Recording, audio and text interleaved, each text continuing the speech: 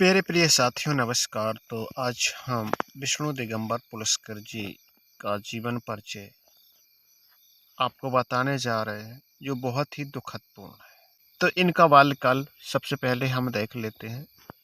तो ग्वालियर घराने में प्रसिद्ध संगीतक स्वर्गीय पंडित विष्णु दिगंबर पुलस्कर का जन्म 1872 में 18 अगस्त की श्रावण पूर्णिमा को तत्कालीन कुरुंदवाड़ रियासत के बेला गांव नामक स्थान पर हुआ था।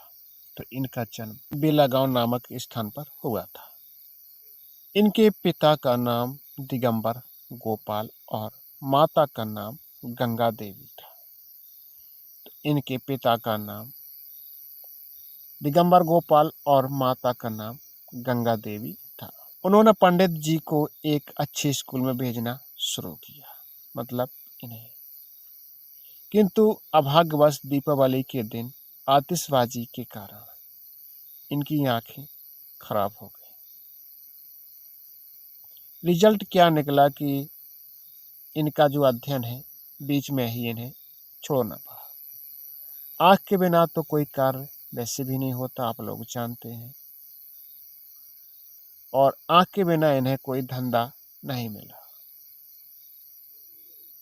जिस कारण से इनके पिता थे उनको मिरज के पंडित बालकृष्ण बुआ इचल करंजीकर के पास संगीत शिक्षा ग्रहण करने के लिए भेज दिया। तो इन्होंने जो संगीत की शिक्षा ग्रहण की थी वो इचल करंजीकर के पास ग्रहण की थी। तत्कालीन महाराजा ने उन्हें आश्रय दिया, उनके लिए प्रत्येक प्रकार की व्यवस्था भी कर दी। अब एक हृदय विदारक क्या उनके साथ हुई थी। एक बार मिरज में एक सार्वजनिक सभा आयोजित हुई। रियासत के सभी प्रतिष्ठित व्यक्तियों को निमंत्रण किया गया। पंडित विष्णु दिगंबर जी को राजा से प्राप्त होने के कारण आमंत्रित तो किया गया, किंतु उनके गुरुजी को नहीं बुलाया।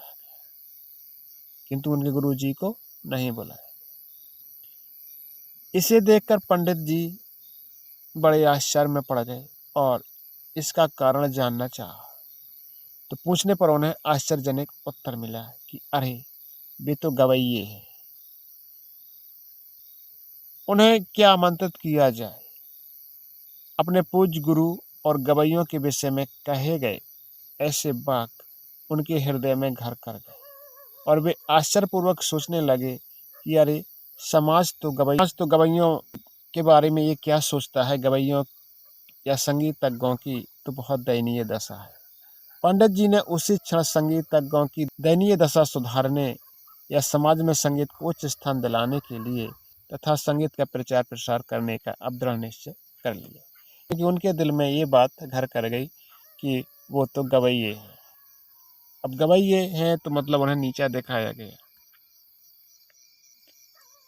जब उन्होंने ठान ली कि हम जो संगीत को उच्च स्थान दिलाएंगे, तब उन्होंने भ्रमण किया। क्या किया? भ्रमण किया। 1866 में राजाश्रय के सभी सुखों को छोड़कर वो संगीत को उच्च स्थान दिलाने के लिए पंडित जी देशाटन के लिए निकल पड़े। सर्वप्रथम वे कहाँ गए? सतारा गए। वहां उनका भव्य स्वागत हुआ और उनके गायन कार्यक्रम बहुत सफल हुआ, अतः वहां के लोगों में संगीत व संगीतज्ञों के प्रति श्रद्धा उत्पन्न हो गई। इसके बाद उन्होंने भारत में अनेक स्थानों में घूमा, हर जगह अपने गायन से श्रोताओं को मुग्ध कर लिया।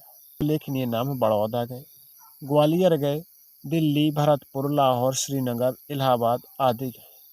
जहाँ जहाँ पंडित जी गए उन्होंने अपने गायन से श्रोताओं को बहुत प्रभावित किया और संगीत की बहुत प्रतिष्ठा बढ़ाई। इस प्रकार जो कार्य है इनका, पंडित जी का कार्य, संगीत का प्रचार और प्रसार करने के लिए विष्णु दिगंबर जी ने यह अनुभव किया कि सर्वप्रथम प्रचलित गीतों से श्रृंगार रस के भद्दे शब्दों को निकाल दिया जाए, भक्ति रस के सुंदर शब्दों को इसमें रखा जाए। तो श्रृंगार रस के भद्दे शब्दों को हटाया इन्होंने और भक्ति रस के सुंदर शब्दों को उसमें रखा। और दूसरा इनका कार्य था कि संगीत के कुछ विद्यालय स्थापित किए जाएं, मतलब कुछ विद्यालय खोले जाएं जहां पर के बालक और बालिकाओं को संगीत की शिक्षा दी जाए। उन्होंने बहुत से गीत के शब्दों में परिवर्तन किए। 5 मई 1901 को लाहौर, उस समय हिंदुस्तान में था लाहौर, 1901 में प्रथम संगीत विद्यालय गांधर्व महाविद्यालय की स्थापना की। संस्था को ठीक प्रकार से चलाने के लिए उन्हें बीच बीच में आर्थिक संकट यानी कि रुपया पैसा का सामना करना पड़ता था।